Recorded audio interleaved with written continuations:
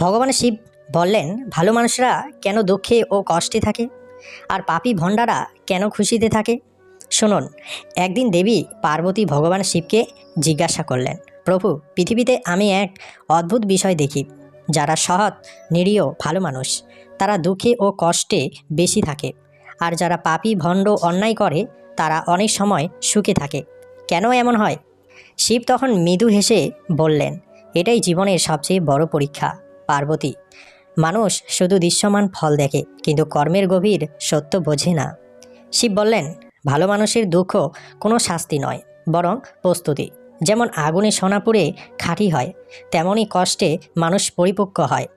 দুঃখ মানুষকে ভিতর থেকে শক্ত করে, আত্মাকে গভীর করে, অহংকার ভাঙে। যে মানুষ কষ্টের মধ্যেও সৎ থাকে সে ভবিষ্যতের বড় দায়িত্বের জন্য তৈরি হয়। ঈশ্বর কখনো দুর্বল কাঁধে ভারী বোঝা দেন না।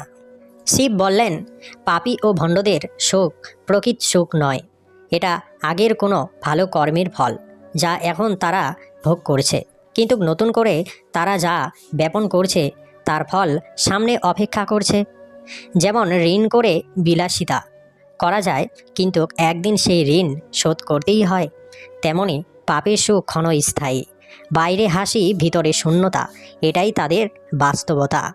ভালো মানুষ যখন কষ্ট পায় তখন সে একা নয়, ঈশ্বর তার পাশে থাকেন। তার প্রতিটি অশ্রু হিসাবের খাতায় লেখা থাকে, কিন্তু ঈশ্বর তাড়াহুড়ো করেন না, তিনি সঠিক সময়ের অপেক্ষা করেন।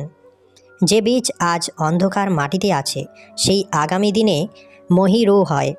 শিব বললেন, ভালো মানুষ চিৎকার করে না, অভিযোগ করে না, সে নীরবে সহ করে, কারণ তার আত্মসম্মান আছে। এই নীরবতাই তার সবচেয়ে বড় শক্তি। পৃথিবী আজ চিৎকার শোনে, কিন্তু ইতিহাস মনে রাখে নীরব সহনশীল মানুষদের। সুখে মানুষ ঈশ্বরকে ভুলে যায়, কিন্তু দুঃখে মানুষ ঈশ্বরকে খোঁজে। তাই অনেক সময় ঈশ্বর প্রিয় মানুষকে কষ্ট দেন, যাতে সে ভেঙে না পড়ে, বরং তার দিকে ফিরে আসে।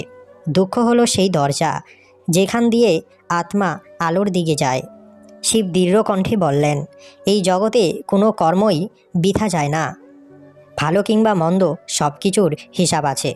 মানুষের চোখে বিচার দেরি হতে পারে, কিন্তু ঈশ্বরের বিচারে কোনো ভুল হয় না।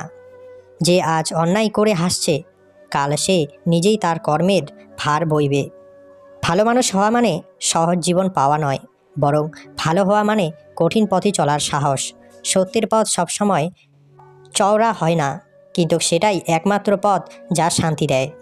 সন্ধ্যায় শান্তিতে ঘুমোতে পারা, এটাই সবচেয়ে বড় সুখ। শিব বললেন, ভালো মানুষ কখনো হারে না, সে হয় শিক্ষা পায়, নয় সম্মান পায়। আর পাপী কখনো জিতে না, সে শুধু সময় নষ্ট করে।